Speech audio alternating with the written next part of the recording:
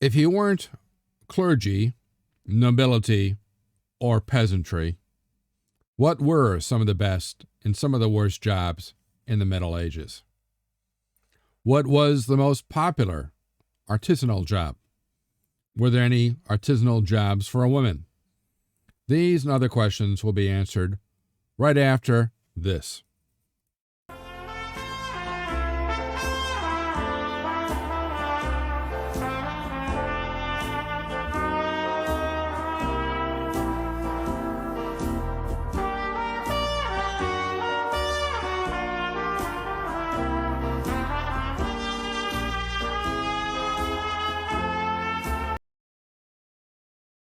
I'm Professor Jerome Markenberg, and I've been teaching a wide variety of history courses at colleges across this country for the past 30 years.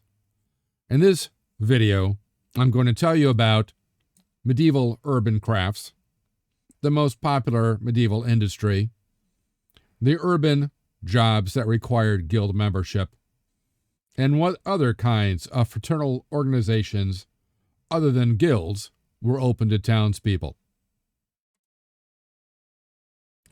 At the end, I'll have the wrap-up quote on this video. But first, make sure to click like, share, and subscribe, and that little bell thingy, so I can continue to bring you more great videos just like this one.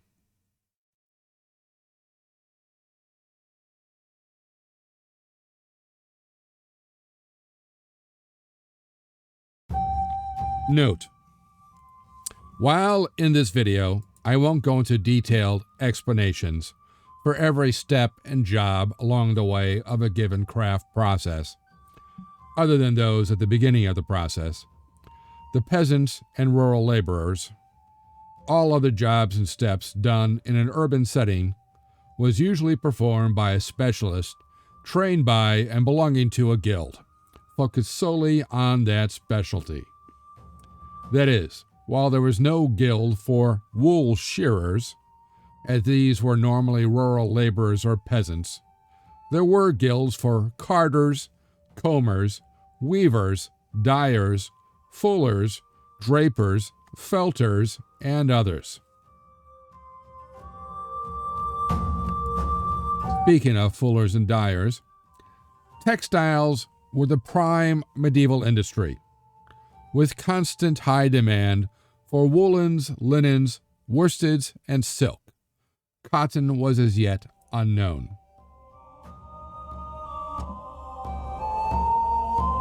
After wool had been shorn by shearers, it was first washed in lye to rid it of grease and dirt, then combed and carded, of course, of the wool carders.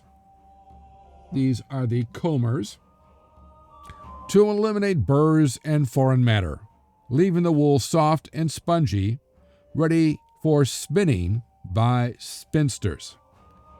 And back then, just because you were a spinster did not mean you were an old unmarried woman. It was simply the title of their job, of their guild. After the yarn had been spun, it went to a dyer, as seen here, who would soak it in a dye bath and simmer it for days or even weeks, stirring occasionally until the color transferred to the yarn. The cloth could also be dyed in the wool before being spun, or piece dyed after it had been woven. The dyed yard then went to a weaver, who used a vertical loom, and here is a vertical loom. These vertical looms go back to the invention, 3000 BC or more, until the invention of the horizontal loom, seen here, in the 14th century, enabling the weaving of longer and wider swaths of cloth twice as fast. Once produced, the cloth went to a fuller, who scoured it by putting it in a vat of water and fuller's earth detergent, and trampling it with bare feet until the fibers mesh to obscure the weave. So here he is trampling. Not grapes, he is trampling the wool. Then either felting or fulling it, that is thickening it, by matting the fibers together to give it strength and increase waterproofing. Then rinse with water to take out the foul smell. You see here, of course, fulled wool, felted wool, and these are some of the various things. So, of course, stomping out it in the vat, doing a bit of combing, and this is these little, looks like a piece of scissors. That's where you full it. You grab it and wish it together. Next, the felted or fulled wool, gathered in bolts, are sold to a draper, seen here, who sells to individuals who then either use it to make their own clothing or hire a seamstress or a tailor, seen here, to use the bolted wool to make clothes for them. There's nothing off the rack. Some areas, especially Flanders, as you see here, and Lombardy, down here, acquired a reputation for the quality of their cloth and tapestries based on the excellence of the local wool and the superiority of their craftsmanship. In this case, the wool in Lombardy coming from the Alps. Flanders, the wool came from England. That was England's prime export. This, by the way, to make these tapestries was one of the few craft jobs open to women.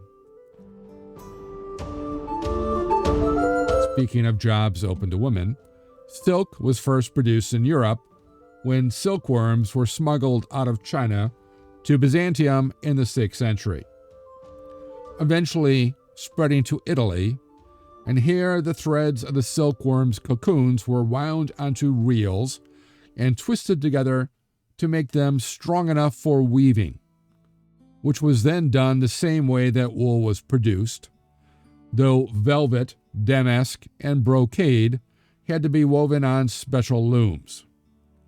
Most silk workers and embroiderers were women, and you see them at work. These are the special looms needed to make these products.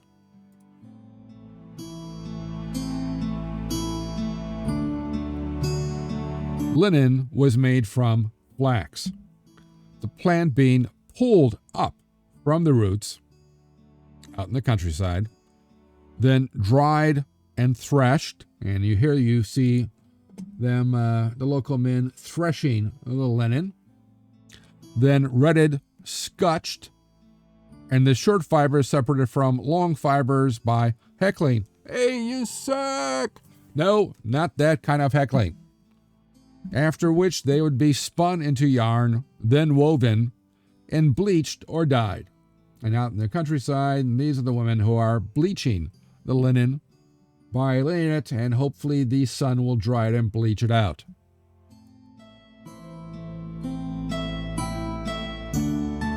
Leatherworking was also common, with hides gotten at a slaughterhouse, or farm, then cured, soaked, limed, unhaired, scudded, fleshed, delimed, baited, drenched, and pickled before being sent to a tanner. At the tannery, the skins would first be cleaned and softened in water, then pounded and scoured to remove any remaining flesh or fat. Hair fibers removed by soaking in urine, yes, and scraped off, then kneaded by the tanner's bare feet for several hours in a vat filled with urine and dung. And you see that here, this poor man, the vat filled with urine and shit, kneading the leather together, then stretched on frames, kind of like this, but more like this, and soaked for weeks in vats of vegetable tannin, making the hide soft and flexible.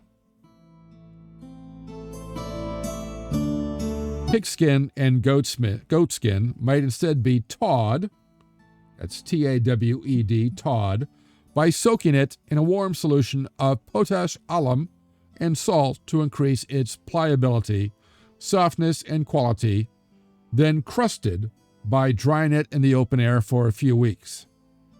It then can be waxed, rolled, lubricated, split, shaved, or dyed. After the tanner, or the tawyer, has done with it, the leather might first go to a leather merchant, or perhaps straight to saddlers, shoemakers, bootmakers, glovers, tailors, or other leather goods makers. And you see them here.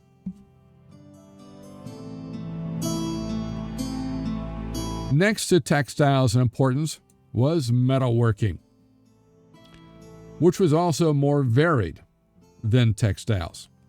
Everything from gold to blacksmithing.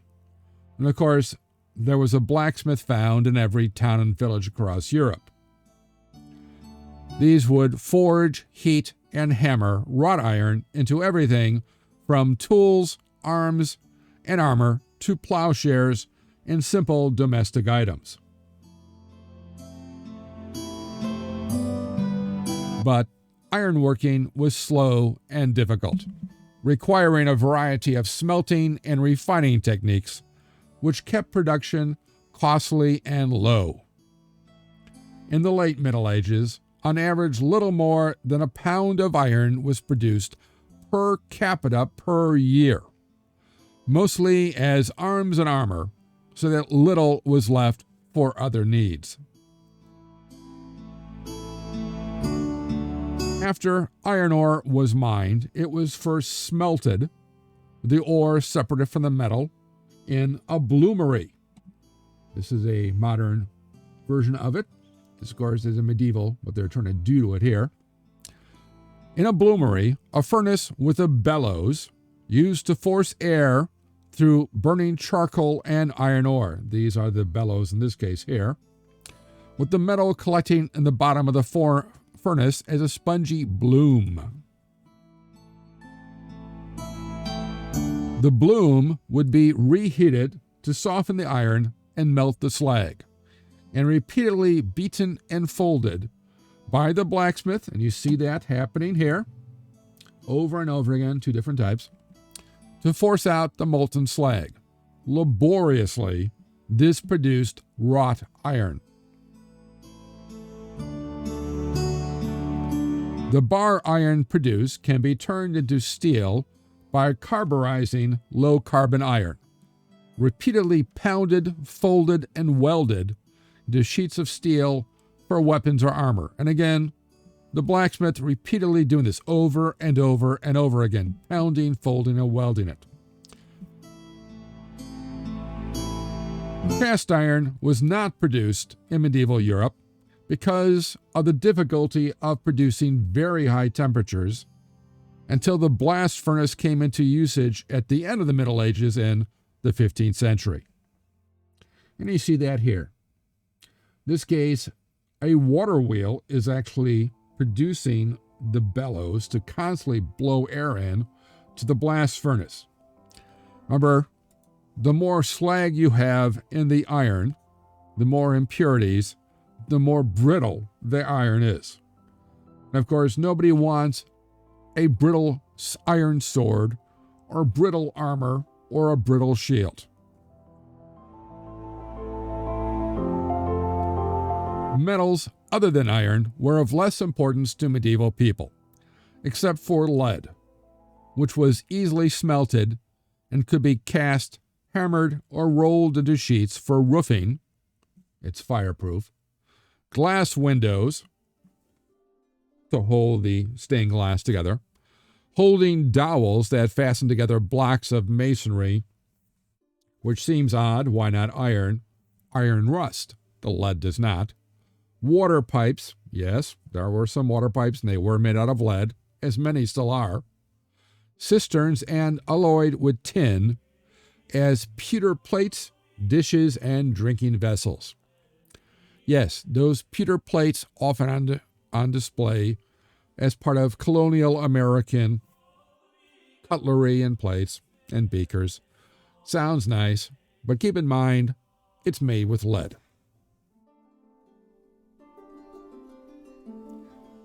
While gold and silver was not commonly used or even touched by most medieval people, goldsmiths or silversmiths, who often doubled as bankers, after all, they had a supply of gold or silver on hand, were found in all major cities, turning silver and gold into dishes, bowls, cups, candlesticks, vases, ewers, urns, flatware, sculpture, jewelry, and various other items for use in homes and churches.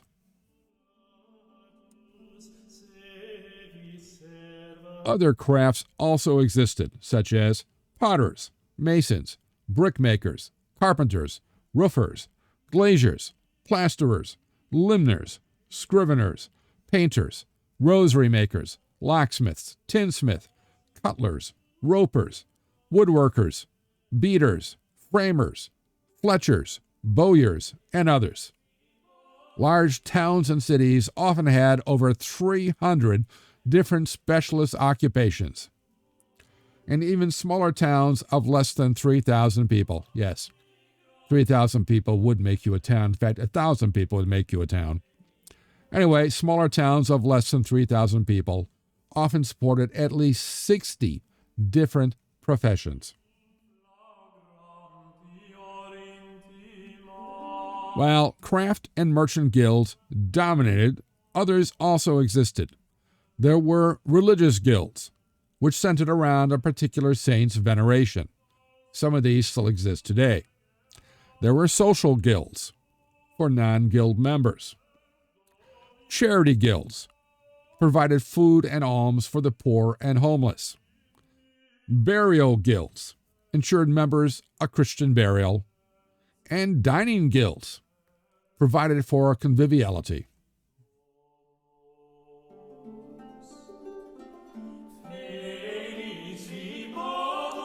The wrap-up quote by William Fitzstephen about London in the year 1180.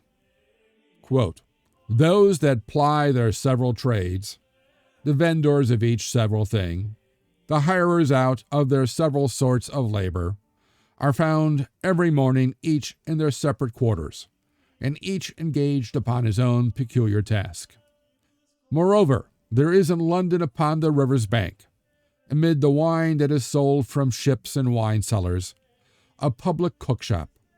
There daily, according to the season, you may find viands, dishes roast, fried and boiled, fish great and small, the coarser flesh for the poor, the more delicate for the rich, such as venison and birds, both big and little."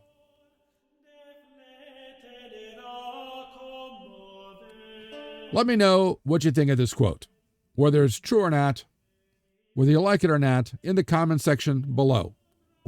Also, what you liked about this video, and what other historical topics or subjects you'd like to see in future videos. Be sure to like, share, and click subscribe, as it will help me bring you more great videos, and click on that little bell thingy so you'll know when the next History Waits for No One video is posted. If you want to know more, there are recommended studies on this topic in the description below, along with other ways to connect with me. Thanks for watching, and I'll see you in the past.